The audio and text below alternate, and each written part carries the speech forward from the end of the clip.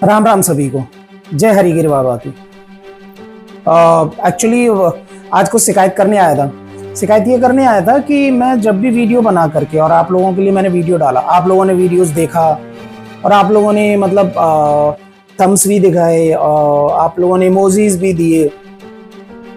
मतलब उसको देख करके ऐसा लगा कि आपको पसंद आया, मतलब आपके जो रिएक्शंस होते हैं मेरे वीडियोस के साथ, तो मुझे लगता है यू आर लाइकिंग दैट।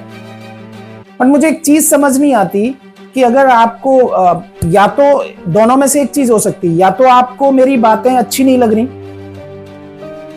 या फिर आप बस ऐसे ही कि हाँ भाई यार अपना बंदा है, अपना भाई है, अपना बच्चा है, ये सोच करके आप लोग उसको देखते हो और चलो यार थंब दे देते हैं, इमोजीज एक्सप्रेशंस दे देते हैं, इस टाइप की चीज।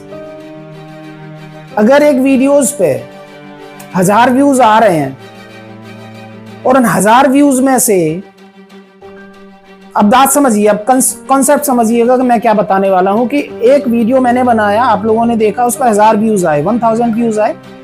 1000 व्यूज में से सिर्फ और सिर्फ 100 लोगों ने रिएक्शंस दिए, ठीक है, और 100 में से सिर्फ 2 लोगों ने उसको शेयर किया और 10 लोगों ने कमेंट्स किए, 8-10 लोगों ने कमेंट्स किए। मतलब ऑन एवरेज मैं देखना चाहूं तो सबसे पहले 1000 लोगों ने देखा, 900 लोगों ने कुछ नहीं किया, सिर्फ 100 लोगों ने रिएक्शंस दिया, किसी ने थंब दिया, किसी ने इमोजीज दिए और कोई रिएक्शन नहीं आया। दैट मीन्स वो 900 बंदे जो थे, यानी 900 लोग जो देखने वाले हैं, उनको मेरी बातें समझ नहीं आई और पसंद नहीं आई। हो सकता है आप लोगों को वो व्यक्ति पसंद आए जो आपके मतलब की बात करे। आपके मतलब की बात क्या हो सकती है, जहां पे कहीं ना कहीं लालच छिपा हो, और मैं कभी भी लालच की बात नहीं कर सकता। मैं सिर्फ और सिर्फ उन चीजों की बात कर सकता हूं जो आपका फ्यूचर बन सकती हैं।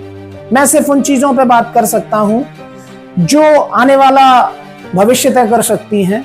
मुझे नहीं पता वो सही है या गलत, क्योंकि ये तो आपने डिसाइड करना है कि वो आप लोगों के लिए सही है या नहीं है।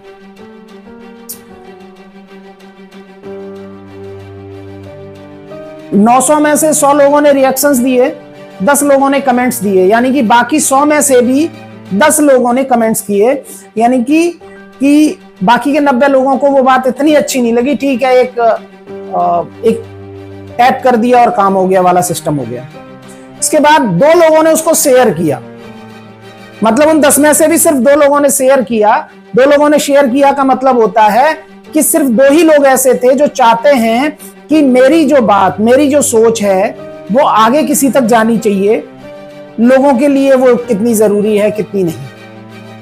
ये जो ऑरा बनता है, ये हमारा जो एनवायरनमेंट पैदा होता है, ये किसी एक व्यक्ति से पैदा नहीं हो सकता। ये तो थी वो बात।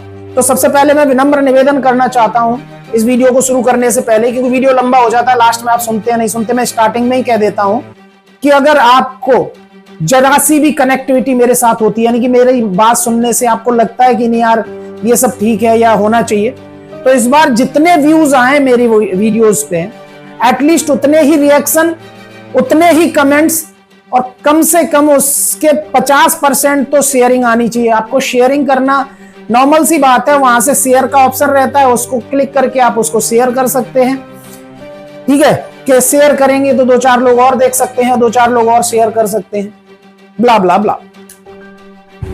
तो कहीं ना कहीं मुझे लगता है कि आप लोगों को या तो मेरी बात कनेक्ट नहीं हो पा रही है, या मैं आप लोगों से कनेक्ट नहीं कर पा रहा हूं, तो वो आपको डिसाइड करना है। सीरियसली पता होता क्या है, होता यह है कि कभी कभी हम लोग चीजों को बहुत हल्के में लेते रहते हैं, और ऐसा नहीं होता कि कब क्या सही होगा, कब क्या गलत होगा। आपको हाल ही की न्यूज पता होगी कि नेपाल के अंदर जेनजीज आंदोलन हुए थे, और उसके बाद वहां की सरकार गिर गई, सब खत्म हो गया, और दोबारा से वहां पर सरकार बनी, और जो सरकार बनी वो पूरी जेनजीज की सरकार। जेनजीज का मतलब है कि आपकी नई यंगस्ट सरकार बनी है, जिसमें 5 मंत्री जो हैं उस सरकार के, इंक्लूडिंग वहां का पीएम की एज 35 ईयर है, और बाकी सारे जो उनके मंत्री हैं, 5 मिनिस्टर्स जो हैं केंद्र के, उनकी एज जो है बिलो 14, यानी कि 40 साल से कम है, और 2 या 3 ऐसे मिनिस्टर हैं जिनकी एज 50 साल से कम है। आप समझिए कि एक देश की राजनीति में एक कितना बड़ा परिवर्तन होता है, और इसका फायदा देश को मिलना भी चाहिए। क्योंकि जब तक यंगस्टर्स आगे नहीं आएंगे तब तक कुछ नहीं होगा। और जब तक आप चापलूसी नहीं छोड़ेंगे, जब तक आप मानसिक गुलामी से बाहर नहीं निकलेंगे, तब तक आप कुछ भी नहीं कर सकते, ना ही यंगस्टर कर सकते, ना ही कोई और। अरे मुझे नहीं समझ आता कि आपको क्या मिलता है, आपको क्या मिलता है उन पुराने उन नेताओं के साथ रह करके, उन लोगों के साथ रह करके क्या मिलता है? वो क्या बनाते हैं आपको? वो आपको दो चीजें बनाते हैं जहां तक मेरा अंदाजा है। आपको बोलता है बेटा ये ले पुड़िया खा, नशा कर। कोई आपको बोलता है ले बंदूक और मेरे लिए लड़ने जा, मेरे लिए गुंडागर्दी कर, मेरे लिए दादागिरी कर, मेरा हाथ तेरे ऊपर है, जा थाने में, मैं सिफारिश कर दूंगा। सीरियसली यार, सीरियसली हमें यही करना है? अरे आप समझिए, मैं अगर सिर्फ अपने समाज की बात करता हूं आज, सॉरी कि मैं कोई किसी एक समाज का ऐसे पक्षधर नहीं हूं, मैं किसी एक धर्म का भी पक्षधर नहीं हूं, बट एग्जैक्टली जब हम बात करते हैं सिर्फ अपने समाज की, तो हम कहां खड़े हैं आकर के कि जहां हमें लड़ना पड़ रहा है अपने ही पूर्वजों के लिए। तो सोचिए कि आने वाली पीढ़ी किसके लिए लड़ेगी? हम जैसे गुलामों के लिए? किसके लिए लड़ेगी हमारी आने वाली पीढ़ी? किसके लिए क्या करेगी? वो कहां ढूंढेगी अपना अस्तित्व? कौन थे हमारे पूर्वज? क्या सम्राट मिहिर भोज के अलावा बाकी पूर्वज बीच में हुए ही नहीं? हुए थे। सवाल तो यहां आएगा ना कि पुड़िया खाई, बंदूक उठाई और किसी नेता के लिए गुंडागर्दी करके मर गए। देश को आजाद या समाज को आजाद कराने के लिए नहीं, सिर्फ और सिर्फ मानसिक गुलामी करने के लिए। हर बार हाथ जोड़ करके विनती करता हूं, फिर से कर रहा हूं, प्लीज मेरी बात को समझने की कोशिश कीजिए और निकलिए इन चीजों से बाहर। अपना अस्तित्व खोजिए, अपना अस्तित्व बनाइए। किसी के साथ सेल्फी मत लेना बंद कीजिए, किसी के गले में माला डालना है बंद कर दीजिए। मैं कई बार बोल चुका हूं, जब तक ये गुलामी रहेगी तब तक आप आजाद न थे, न हैं और न कभी होंगे। और सच ये है कि आप सिर्फ अकेले नहीं, आने वाली सदियों तक की पीढ़ियों को गुलामी की जंजीरों में लपेट कर जाएंगे, क्योंकि उनको लड़ना पड़ेगा कहीं ना कहीं, जिनके लिए आप रात दिन मेहनत करके ये सोचते हैं कि हम कुछ बना के चले जाएंगे, हम कुछ रख के चले जाएंगे, और जिनके लिए कुछ जोड़ करके चले जाएंगे, खेती खरीद करके चले जाएंगे। वो आने वाले समय में और बड़ी गुलामी में जी रहे होंगे। तब जा करके क्या होगा? तब उनको वही फांसी फिर से खानी पड़ेगी। आप कब आजाद हुए थे? 1947 में? सीरियसली आज तक आजाद नहीं हुए आप। क्योंकि आजाद होना सिर्फ आजाद होना नहीं होता, आजाद होना मानसिक गुलामी को तोड़ना होता है। उसको कब तोड़ोगे पता नहीं।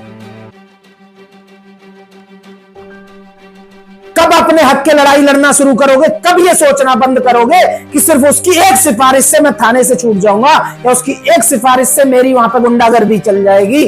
तो ये कब तक? और गुंडागर्दी यानी कि जहां नाम में ही गुंडागर्द लगता हो, तो उसका अस्तित्व क्या होगा वो आप खुद समझ लो। क्योंकि आजकल जमाना बंदूक का नहीं, अब जमाना इस कलम का आ चुका है। तो आप कलम कब उठाओगे मुझे नहीं पता, क्योंकि जब तक कलम नहीं उठाओगे तब तक ऐसे ही नेताओं की चमचागिरी और गुंडागर्दी के लिए सिफारिशों की जरूरत पड़ती रहेगी। वो आपकी मर्जी है, निर्णय आपने लेना है कि आपको खुद का अस्तित्व बना करके खुद के लिए सब कुछ करना है, या उनकी जमीनें बना करके या उनके परिवारों को बना करके अपने परिवारों को अंधकार में डाल के मरना है। मुझे नहीं पता कि आपको क्या करना है। फिर से बोलूंगा कि ये बात अगर आपको अच्छी लगती हो तो आप मेरे साथ जुड़ करके बिल्कुल शेयर कीजिए। जिसको नहीं अच्छी लगती, मैं जानता हूं कि मेरी ये बात सबको अच्छी नहीं लगती होगी। जब मैं बोलता हूं, जब वहां आप लोग सुनते होंगे तो आपको नहीं लगती होंगी अच्छी। क्यों? क्योंकि आपको तो करना ही है वही। मैंने पिछले बार भी एक वीडियो में कहा था कि नेता बनने के बाद नेता के गले में माला क्यों? जिसने उस नेता को नेता बनाया उसके गले में उस नेता ने माला कभी क्यों नहीं पहनाई? अपने गले से उतरी हुई माला, यानी कि हमारी लैंग्वेज में, हमारी शुद्ध देसी भाषा में कहते हैं कि उतरन पहनाना। अपने गले से निकाल करके आपको माला पहनाने वाला नेता आपको क्या समझता है? आपको गिरा हुआ इंसान। क्यों? उतार करके उतरन पहना दिया और आप खुश हो जाते हैं। खुश हो जाते हैं कि उस नेता ने आपको माला पहनाई, उसका उतरन पहना दिया। जाओ भाई, उनके कच्चे भी ले आया करो, वो भी पहन लो।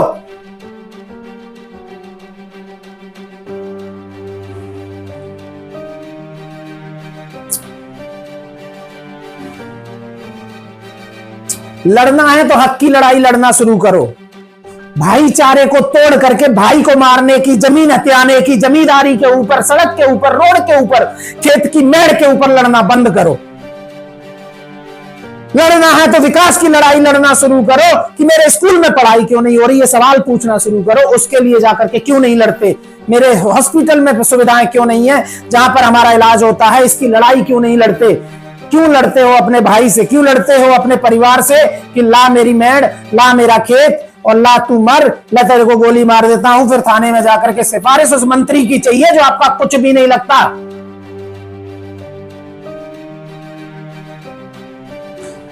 मैं इस वीडियो को आज बहुत ज्यादा लंबा नहीं करूंगा क्योंकि अगली बार के वीडियो में बताऊंगा, बाकी सारी चीजें बात करूंगा आपसे।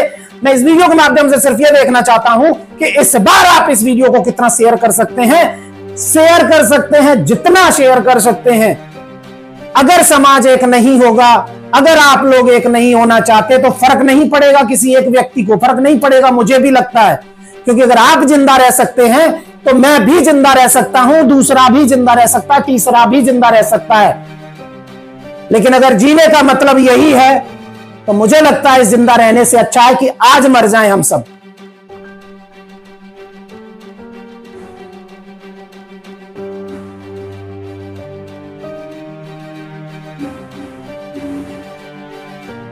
क्या बनाने के लिए आए हैं, क्या बनाना है, उससे मतलब नहीं है।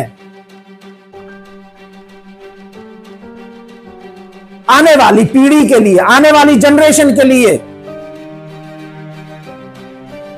जो रास्ते तय होने चाहिए, जिन रास्तों पे उन्होंने चलना है, उन रास्तों की आपको जरूरत नहीं है। सिर्फ आपके जीते जी आपकी गुंडागर्दी जिंदाबाद से बड़ा कोई आपका काम नहीं है। क्योंकि मुझे लगता है कि जो व्यक्ति सिर्फ अपने लिए जी रहा है वो कहीं भ्रम में जी रहा है कि वो अपने लिए जी रहा है। अल्टरनेटली उसका इस्तेमाल कोई और कर रहा है, वो जी उसके लिए रहा है, अपने खानदान, अपने परिवार को छोड़ करके। क्योंकि अपने परिवार के लिए वो जो कर सकता था वो करना छोड़ करके वो कहीं ना कहीं दूसरे के परिवार के लिए करने में लगा हुआ है। और जब आपकी पीढ़ी आकर के खड़ी होती है तो गुलामी की जंजीरें जो आपने उतारी वो उसको पहना दी जाती है कि बेटा तेरा तो बाप मेरा ही गुलाम था, आजा तू भी मेरा गुलाम बन।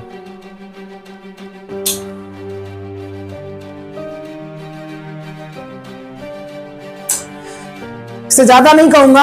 इस वीडियो के बाद मैं देखना चाहूंगा कि आप लोगों के रिएक्शंस क्या आते हैं, आप लोगों के कमेंट्स क्या आते हैं और आप लोगों की शेयरिंग कितनी आती है इस वीडियो के ऊपर। उसके बाद ही मैं निर्णय लूंगा कि आपसे किस तरीके से बात करूं। नहीं तो मुझे लगता है मैं भी आपसे चिकनी चुपड़ी बातें करना ज्यादा अच्छी रहेंगी कि आपको 100 रुपए, 200 रुपए, 500 रुपए में वोट बेचने वाला बनने में ज्यादा मजा आता होगा। लेकिन मुझे नहीं आता। मुझे तो इस समाज और समाज के वंचित लोगों को आगे लाने की कोशिश में शायद ये फ्रस्ट्रेशन है जो आप लोगों के सामने इस गुस्से की तरीके से निकल रही होगी। बट ये कोई गुस्सा नहीं है, ये मेरा खुद का चिड़चिड़ापन है जो मुझे कंट्रोल नहीं होता। मुझे नहीं लगता कि आप लोगों को ये कितना अच्छा लगता होगा। मैं जानता हूं कि जब आप सामने बैठ करके इसको सुनते होंगे तो आप शायद कुछ लोग मुझ में गालियां निकालते होंगे। तो मैं चाहता हूं कि आप वो गालियां कमेंट्स में दो मुझे। एटलीस्ट मुझे तो मेरी औकात पता चले कि मुझे किसने क्या सराहा और किसने गालियां दी, ताकि मुझे भी तो पता चले कि मैं जो कर रहा हूं मैं कितना गलत हूं। क्योंकि इंसान को खुद की कमियां कभी खुद पता नहीं चलती, खुद की बुराइयां कभी खुद को नहीं दिखती। तो एटलीस्ट आप मुझे अपना आईना दिखाने की कोशिश तो करें, जिससे कि मैं भी अपना रास्ता अपने तरीके से बनाने की कोशिश करूं। धन्यवाद। जय हिंद, जय भारत, जय हरिगिरी बाबा।